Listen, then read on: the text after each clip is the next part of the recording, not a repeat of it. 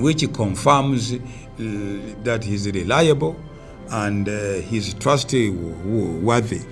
God remained as a homestead God for almost 500 years.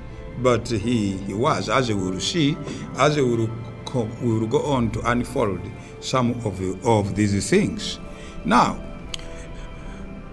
the hurdle of inheritance, of having a God to a son in a home to produce a God, is a very interesting element.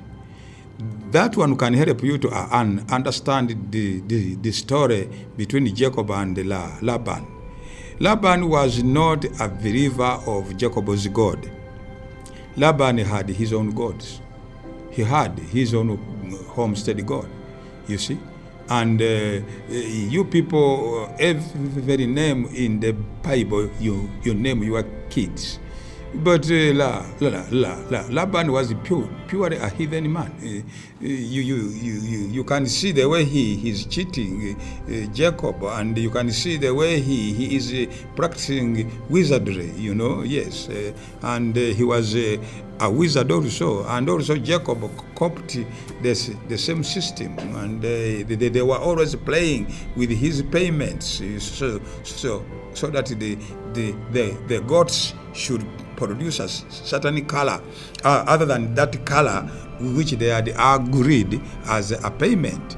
And so we have a lot of logistic kind of behavior from Laban.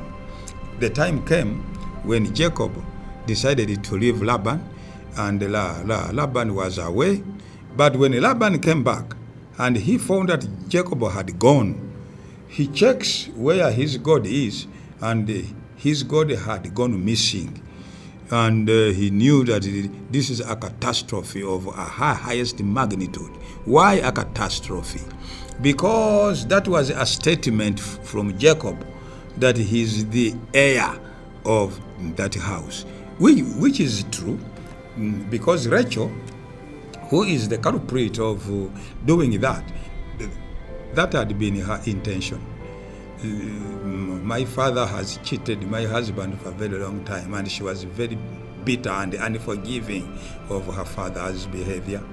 Therefore, let me take this God to prove that my husband is the heir of this home. And that explains why the encounter of the two was so emotive when they came face to face. You would have left with everything you want. Why did you take my gods? Laban queried seriously and in a very sinister tone.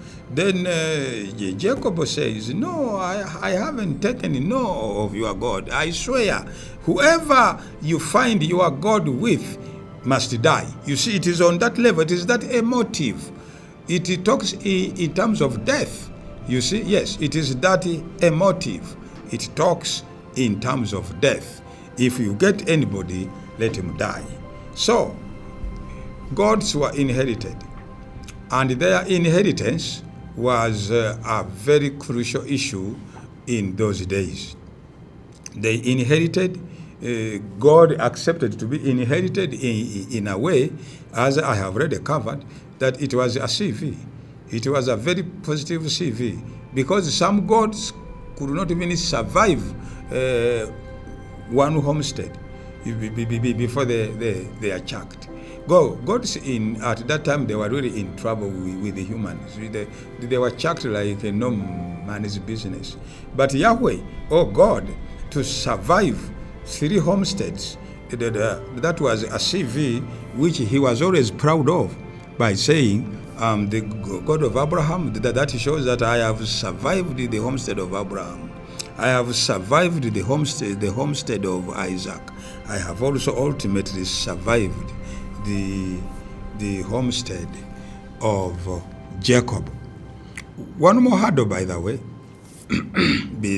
before we go to another episode, is this. You may find out that these people were polygamous. There was no way they would have survived without being polygamous. Because the culture in those days, when you went and you paid dowry and you got married, they gave you a concubine, sometimes two concubines, who are supposed to assist your wife in all ways, cooking food, washing the dishes. Not only that, even in the bedroom, they were supposed to be assisted. You see, therefore, God persevered. You see, he was very patient. He persevered slowly with all of those orgistic behaviors, because at that time it was not orgistic. It is a mistake, however, for any pastor to condemn Abraham to have slept with Hagar. No, Abraham was not committing no adultery. That was the culture in those days.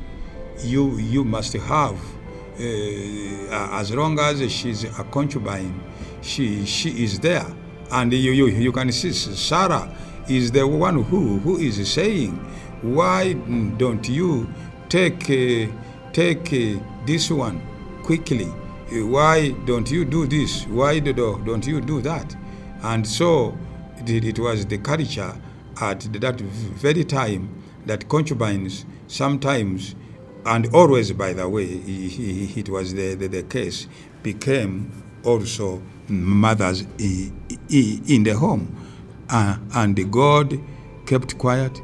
He was very silent, and he could not argue with them, because that was the culture. Now, the next episode will be that we start to see how God is breaking new grounds from homestead God to a national God. May God bless you.